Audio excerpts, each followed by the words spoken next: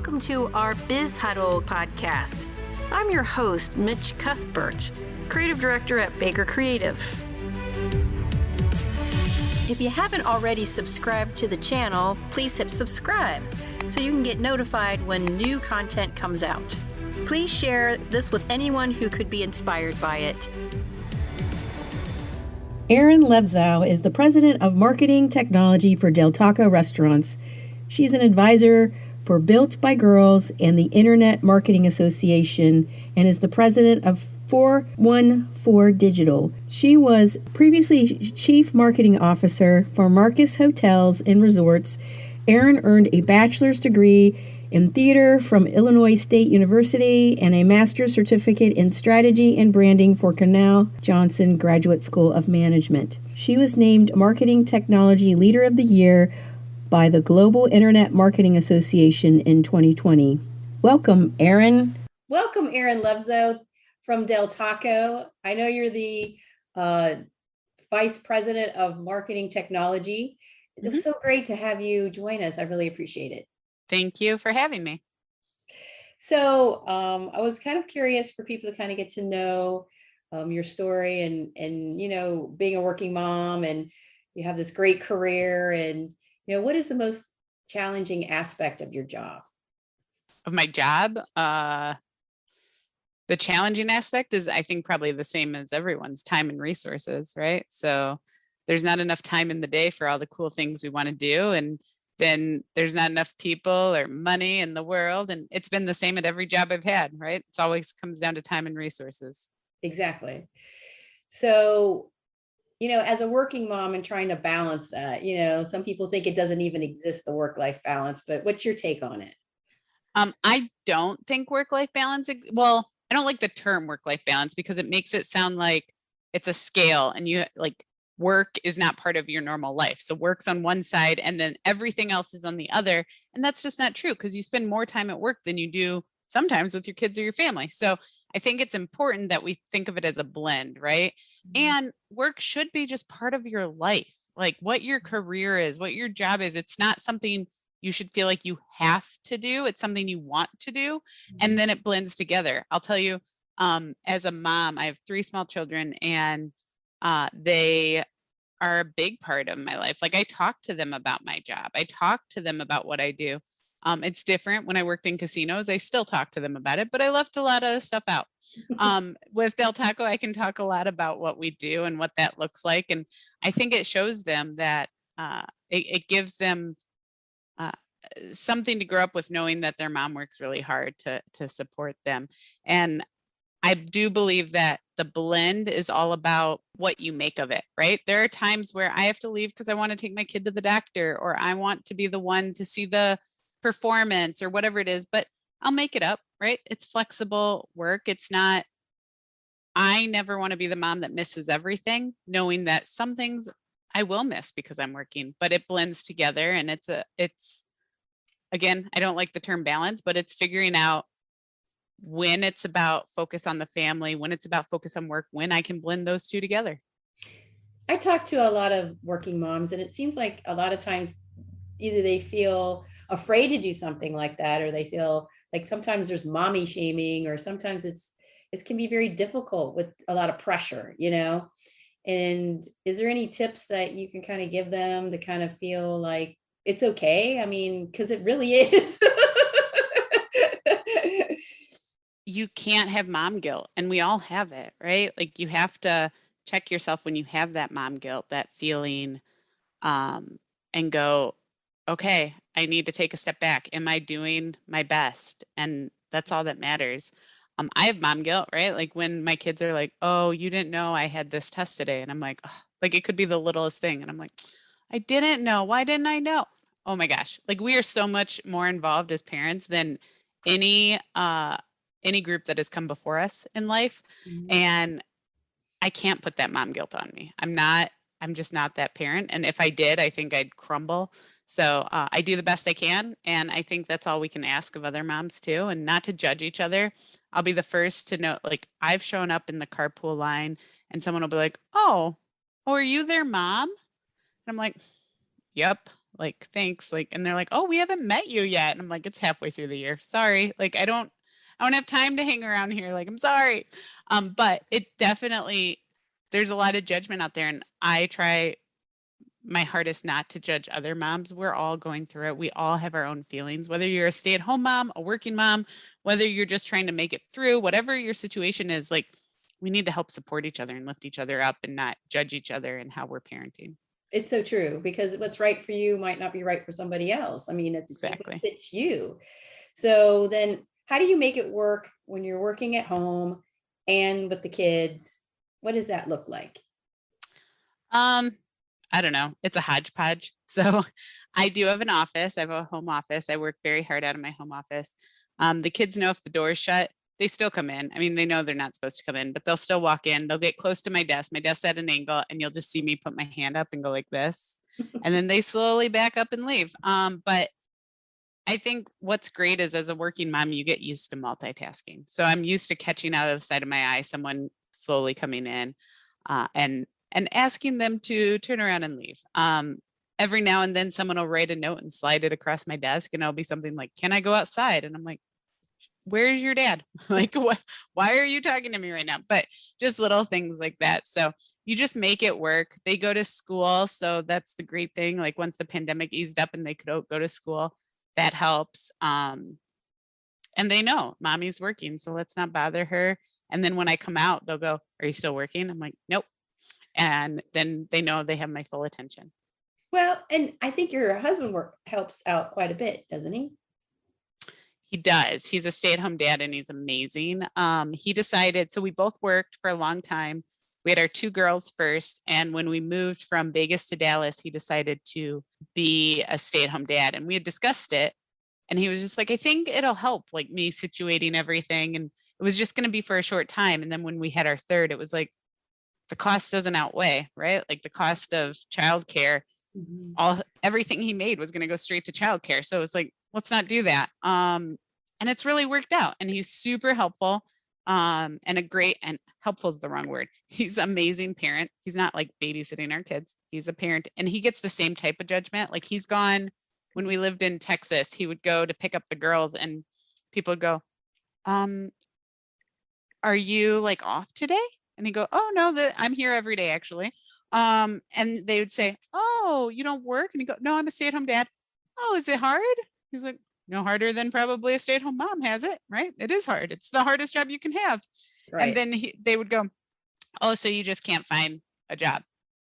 And he's like, I don't understand people, right? So it's been hard, and he's had a hard time breaking into, because like, even in some of the organizations around us, they'll have like mommy groups and like daytime play date groups, and it's all moms. And he's like, where are the dad groups at, right? Like, how do I find this? And there's so many stereotypes around what dads do with the kids versus what moms do with the kids. And I know that we have a very symbolic switched relationship, but it works for us, and we need to keep fighting to break those stereotypes and be accepting of everyone, right? I totally agree with that. I mean, I don't think it's just one person's role to raise parents, or to be, watch them throughout the day. I just don't think it is. And he'll have a different approach than yours, but it all comes together and makes sense, Mm-hmm. And I think it is something I have noticed, that sometimes there is pushback if you don't have kids early enough, if you don't have enough kids, if your spouse is watching the kids. It's a very interesting cultural definition of what things worked then, but it doesn't work now, and it's what it is. Yeah. So I commend that you guys figured it out, and doing your own thing. I think that's important, because in the end, they're not in your house babysitting your kids. You are. Exactly. Yep. And so how, being a mom, how has that changed, how you do your business, or how you work with others at work? I think having kids really opens your eyes to learning about situational leadership. Situational leadership and having children are not too different, right? No kid's the same. Everybody's treated differently. I have one kid who, like, she cries at everything. Like I could be like, hey, you need to come here. And she'd be like, why? I'm like, why are you crying? Like I was just going to ask you to help me do something. Stop crying. I have another kid who has a lot of anxiety and we deal with that. Right. And then I have another one but she always follows the rule. I know that if I tell her this is what the rule is, she's always going to follow it. The middle one, not so much. The youngest one, he doesn't like, he is the reason we have the rules, right? Like he's like, and he's not going to follow them. So we're working through all that, but each one is different, has to be handled or motivated and coached differently. Now, I will tell you that employees are very similar, right? My team, everybody's different. What motivates them, what encourages them, what keeps them moving, all different. And that's really important, right? So I say that because it's so important to like understand that about your team, and this idea that I'm going to parent my kids the same way or I'm going to coach my team the same way is not the way. So I think my kids have taught me a lot about being a leader. They've taught me a lot about empathy, right? The same empathy I have for my kids and the same way I advocate for my kids, right? And go to bat for them is the same way I do for my employees. Absolutely the truth. And I think when people realize that you care, then it changes the dynamic at work. I mean, and also with the customers that you serve, it really translates all across the board. Agreed. Yeah. So in what way has the merger with Jack in the Box changed things for you? Not a whole lot. Like not a lot has changed, which is great, right? Everybody assumes like that's going to happen in big upheavals. Like it's been wonderful. The team there is wonderful. The team at my team is wonderful. Everybody, it's a really great culture. Oh, that's great. That's wonderful to hear, because sometimes it's not so great, but it sounds like, I mean, you guys are a really strong brand to begin with. And to have you guys come together. Because I mean, it was my understanding you're the second leading growing Mexican restaurant in the category, and that's huge. It is a big deal. So we're proud of where we stand, and even more exciting and cool things to come. Absolutely. Well, congratulations on that. I think that's cool. Thank you. Yeah. So being in your space, the digital space, how do you think it evolved in the last year? Well, digital with the pandemic accelerated, right? Marketing technology, everything accelerated because it had to, right? We all of a sudden went to like, you can't touch paper. And so just that one example, like QR codes made a vicious comeback. So it continues to change. Digital always changes. The moment you think you've learned something is the moment that it changes the next day and the next day. And the moment I think I'm the smartest person in the room is the moment I'm the dumbest person in the room, right? I'm constantly learning. And my team teaches me so much. Like, I'm like, why does that work this way? And I'll be the first to be like, this might be a dumb question. And sometimes it is, but it's because I just don't know. So I'm always learning. And luckily, I like to hire people who always like to learn. I always like to learn because it changes so fast. And digital is one of those things that every day is changing. It's going to keep going. It's not going anywhere. And people keep saying like, what do you think the future of digital is? I don't know, but I do know that it's going to keep evolving, keep changing, and it's going to be fun when we do it. What do you think about the Facebook Meta? I mean, what's your take on that? I don't know. So I had Facebook back when like you put your college courses in Facebook, right? Like, and you added your professors at the university, and watching how it evolved and changed. Like it's clearly such impactful in all of our lives, right? Like my time hop every day shows me something I posted on Facebook in 2006. So to think that a good portion of my life has been spent on Facebook is crazy to me. I don't know where it's going to go. People keep going, oh, Facebook's going to go away. It's, look at Snapchat, look at TikTok. Like those are cool, but I don't see Facebook going anywhere. And especially Meta, and now Meta is like Facebook and Instagram. Like it's still such a huge part of my day. Oh yeah, absolutely. Do you feel like your target audience has shifted in any capacity? No, not necessarily. I think it just depends on the channel, depends on who you're talking to, for sure. That is so true. So how much do you engage with the franchise side of the business, and what does that look like? We love our franchisees. So we do engage. Like any concept, there's a franchise group that we talk to very often, and especially for marketing technology, and they're wonderful. I mean, honestly, I've worked in many different franchise concepts, and our franchisees are some of the best I've ever worked with. They're open, they're communicative. I mean, I have no complaints at all about them. They are wonderful. And you can't say that for all concepts around the world that have franchisees. So I have been blessed to work with such a group of entrepreneurs, and that's really what they are. They're entrepreneurs, right? And I think that's fascinating to learn. They're focused on driving the business. We're focused on driving the business, and we get to do it together. Oh, I think that's wonderful. I mean, you can't ask for better than that. Exactly. So what's the biggest mistake you see a lot of women business owners or leaders make? Because I mean, you go to you're at a lot of events, you get to speak at a lot of events.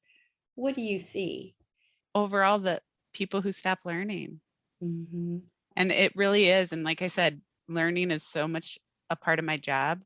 And it's important. Anytime I've joined a company, I'll say, like, how much time can I dedicate to learning? And they go, what do you mean? I was like, well, there's doing my job, right? Moving forward. And then there's learning so I can do my job. And I need to be able to learn. And so I think sometimes when we get so ingrained in the day-to-day, it's hard to carve out that time to go, okay, is this really how it's supposed to be? Did something change? Should I learn something new? And that's probably the biggest, and I won't even say mistake. People don't do it on purpose.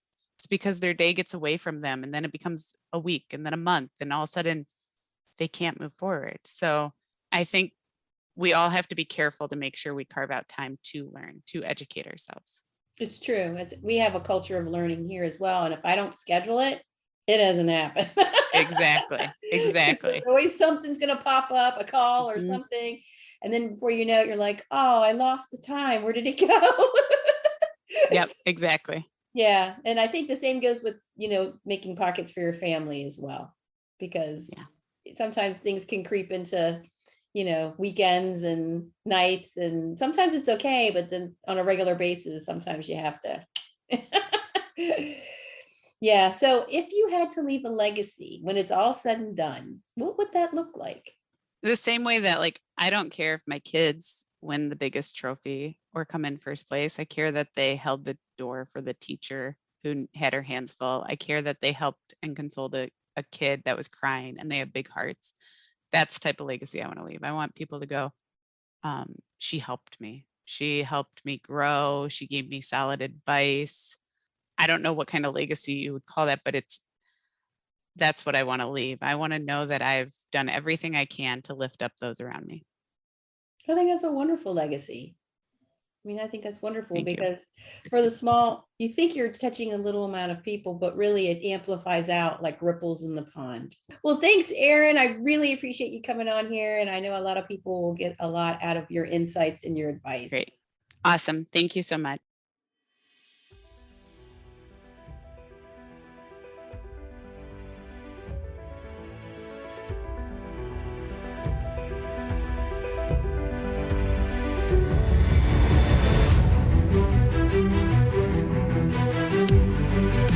If you haven't already subscribed to the channel, please hit subscribe so you can get notified when new content comes out. Please share this with anyone who could be inspired by it, and feel free to post any questions so we can be inspired by new content. Thanks for listening.